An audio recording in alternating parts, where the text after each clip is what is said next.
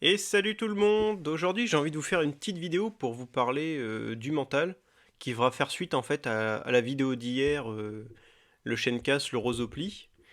Parce que c'est vrai qu'en fait ce que je captais hier c'était vraiment au début un sentiment de devoir parler du mental. Donc l'autre vidéo a parlé de la souplesse mentale en fait.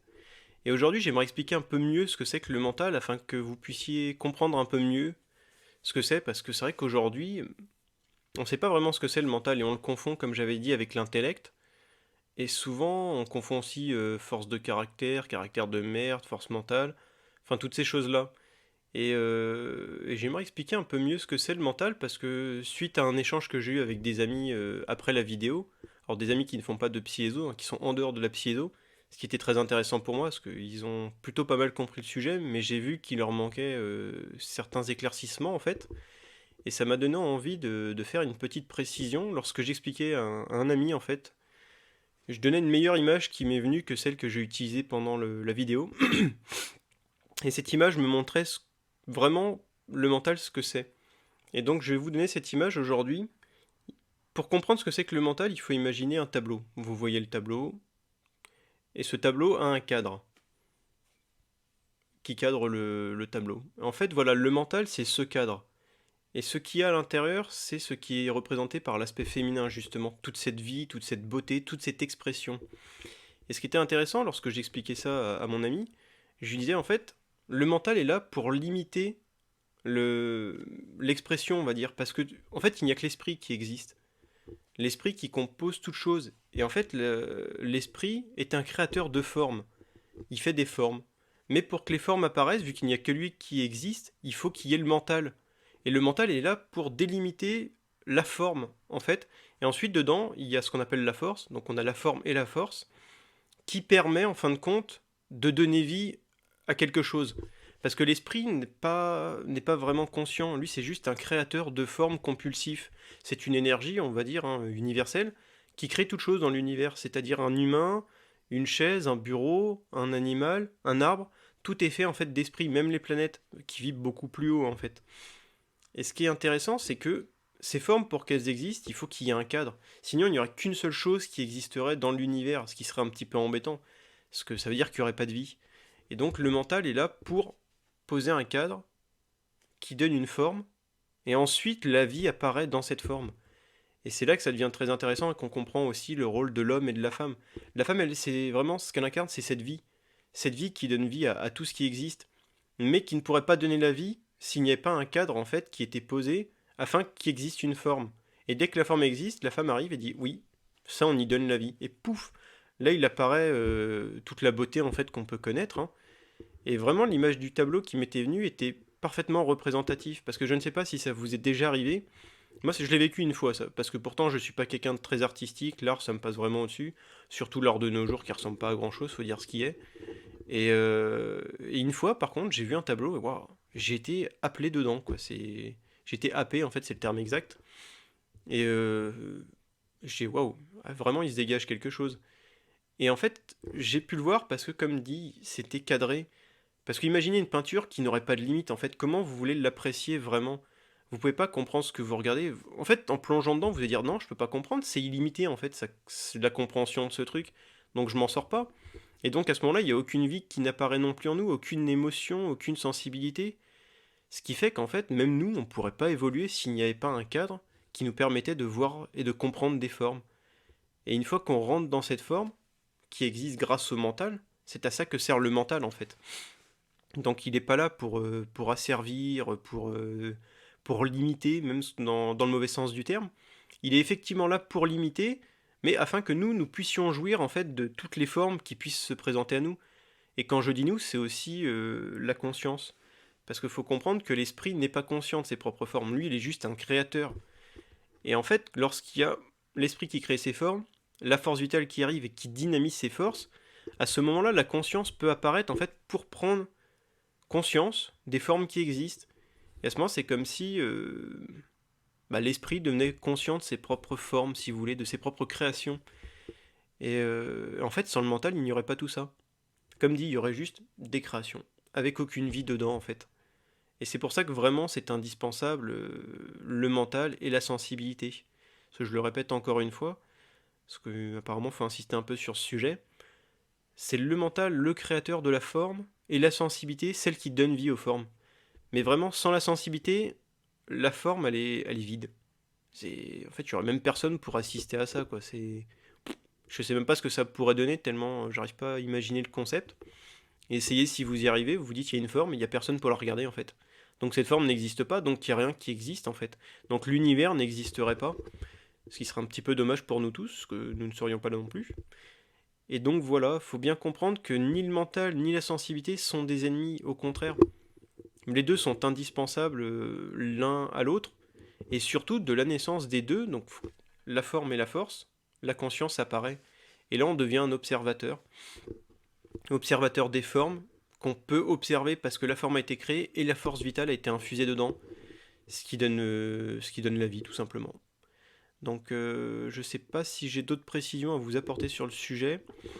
Je sais, j'espère que ça vous parlera un petit peu. Et comme dit, prenez cet exemple du tableau si vous arrivez à le comprendre. Le mental est juste ce cadre. Le cadre qui permet l'expression en fait de l'art, de la beauté, de toutes ces choses, puis du mauvais aussi bien sûr, parce que l'un ne va pas, enfin tout est double, donc les deux existent. Et donc voilà pour cette petite vidéo. N'hésitez pas à poser des questions si le sujet vous a mieux parlé en fait avec cette version. Si vous avez besoin de précision aussi, parce que comme vous voyez, moi c'est parce qu'une personne m'a posé la question que j'arrive à voir un petit peu mieux encore aujourd'hui. Et comme j'avais dit dans d'autres vidéos, le sujet du mental et de la sensibilité, c'est vraiment en fait un sujet qui me touche, qui me parle, depuis même que j'ai commencé mes études de psy-éso. C'est pour moi, je sais pas, c'est un sujet indispensable. On a tous nos spécialités, on va dire, hein, avec tous nos sujets qui nous parlent ou pas. Mais moi, celui-là, je sens que c'est la clé de la libération de beaucoup de choses. Et quand je vois actuellement ce qui est en train de se passer sur Terre actuellement en termes énergie, avec ce mariage divin qui se propose à nous, je me dis que c'est vraiment un sujet sur lequel il est bon de s'attarder. Et je vois surtout, même dans les couples aujourd'hui, la façon d'être des hommes et des femmes, on dirait que tous les repères ont été perdus. Et ce qui fait que la vie que l'on mène est complètement désordonnée. Et même bien souvent, on arrive à se faire croire qu'on est bien dans notre vie, mais c'est pas le cas en fait. Bon, ça c'est pour les personnes les plus atteintes qui peut-être n'arriveront pas à déclencher de prise de conscience, c'est possible aussi. Mais il est bon là à notre époque de ne plus se mentir sur le sujet. Et ce sujet est très très important, car nous avons besoin les uns des autres, surtout les hommes ont besoin des femmes et les femmes ont besoin des hommes, qu'on le veuille ou non. Et, euh, et moi j'aimerais pouvoir apporter ma pierre en fait à l'édifice pour se sortir en fait de ce merdier dans lequel on est actuellement. Faut pas avoir peur des mots. Et encore, je suis très en dessous de la vérité.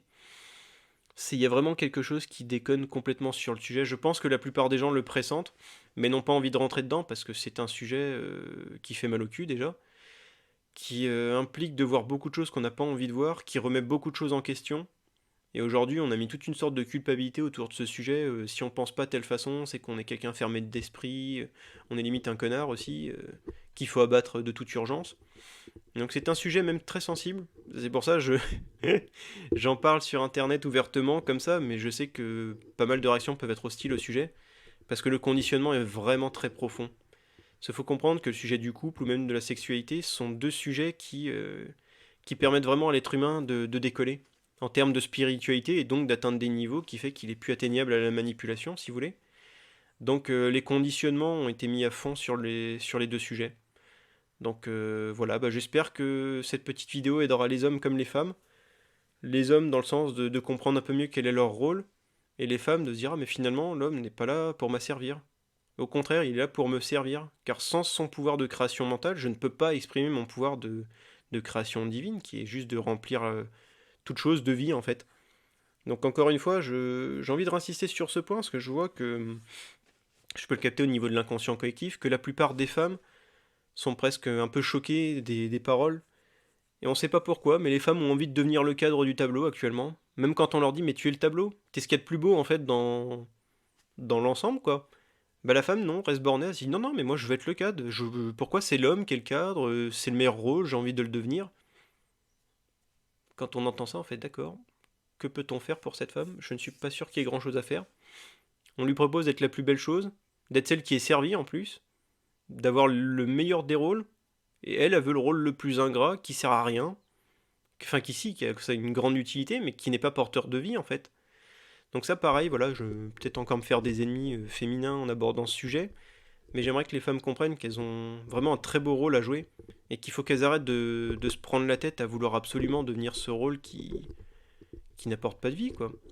Parce que potentiellement elles peuvent y arriver, c'est pas un problème, elles en ont les capacités, mais elles sont pas faites pour ça, ce qui veut dire que c'est comme si c'était quelqu'un qui était milliardaire, si vous voulez, qui veut absolument vivre une vie de pauvre.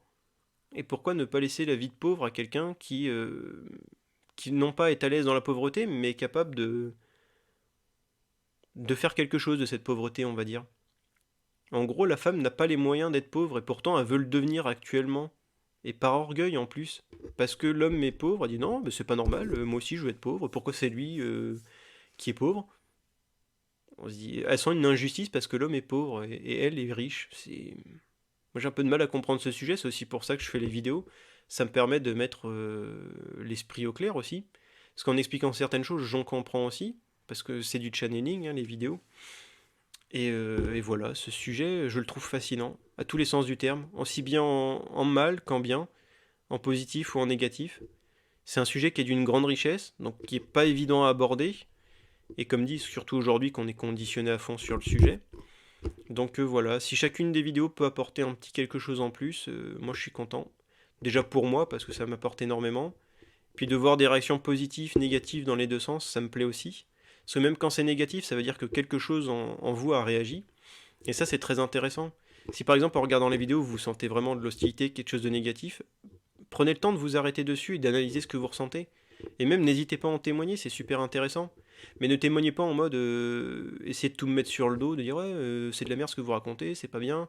Essayez pas de vous débarrasser de ce que vous ressentez. Au contraire, rentrez dedans. Ça va vous expliquer beaucoup, beaucoup de choses sur vous. Et là, vous pourrez voir quelle relation vous avez avec votre mental ou votre sensibilité. Et c'est super intéressant. Donc n'hésitez pas. Partagez positif, négatif, mais un négatif constructif, pardon. Pas un négatif juste pour insulter et qu'on se débarrasse du sentiment, hein, comme dit, qu'on veut pas traiter. Mais justement, c'est peut-être les choses les plus riches pour vous, en fait, qui sortiront en mode négatif. Donc quand il y a du négatif, c'est là où il y a le plus de richesse aussi. Donc rentrez dedans, n'ayez pas peur. Ça vous fera pas plus de mal que ce que vous faites actuellement, en fait, en vous privant justement de la richesse qui est cachée. Donc voilà, c'était le dernier message de cette petite vidéo.